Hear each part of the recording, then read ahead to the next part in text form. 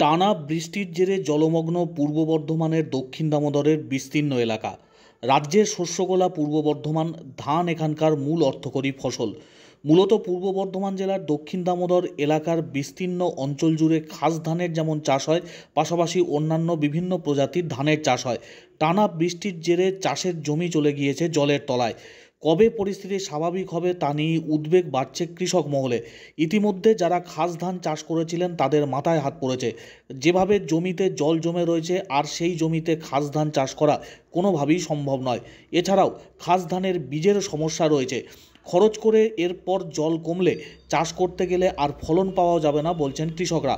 পরিস্থিতি খতিয়ে দেখতে আজ দক্ষিণ দামোদর এলাকায় আসেন পশ্চিমবঙ্গ সরকারের কৃষি দপ্তরের ভারপ্রাপ্ত সচিব ওঙ্কার সিং মিনা। তিনি এলাকা যেমন পরিদর্শন করেন, পাশাপাশি যে সমস্ত চাষিরা চাষ করেছেন তাদের সঙ্গেও সরাসরি কথা বলে পরিস্থিতির সম্পর্কে খোঁজ খবর নেন। উপস্থিত ছিলেন রায়না বিধানসভার বিধায়ক শম্পা ধারা সহ অন্যান্য প্রশাসনিক আধিকারিকরা। সংশ্লিষ্ট বিভাগের দায়িত্বপ্রাপ্ত আধিকারিকদের প্রয়োজনীয় পদক্ষেপ গ্রহণের নির্দেশ দিয়েছেন সচিব। রায়নায় এক ব্লকের হিজলনা অঞ্চলের মাঝখান্ডা সহ বিভিন্ন এলাকা পরিদর্শন করেন ওঙ্কার সিং মিনা। কৃষি জমির যে সমস্ত ক্ষতি হয়েছে সেই ক্ষতি যেমন পরিদর্শন করেন, কৃষকদের সঙ্গেও সরাসরি কথা বলেন। কত পরিমাণ জমিতে চাষ করা হয়েছিল, কি কি ক্ষতি হয়েছে, এখনও পর্যন্ত কি অবস্থা, কৃষকরা দ্বিতীয়বার আর চাষ করতে পারবেন কিনা, এই সমস্ত বিষয় নিয়ে খোঁজ খবর নেন ওঙ্কার সিং মিনা।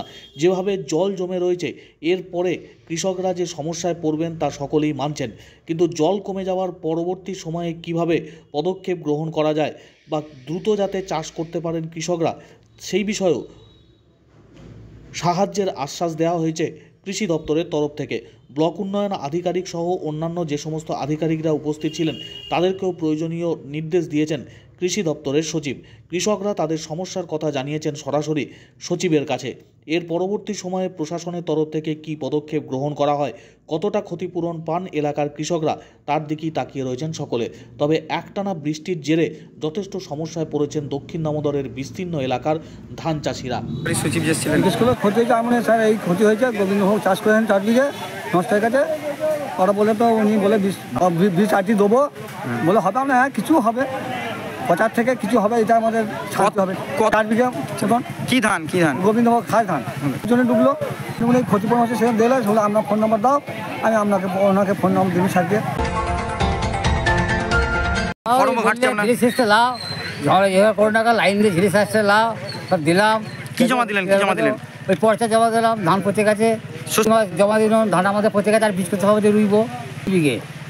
ওই যে জল হয়েছে ওই আমাদের নদীতে ব্রিজটা করেছে, ব্রিজটা ঠেল মেরে চলে যাচ্ছে মাঠ দিয়ে, যে ধানগুলো পচে গেল।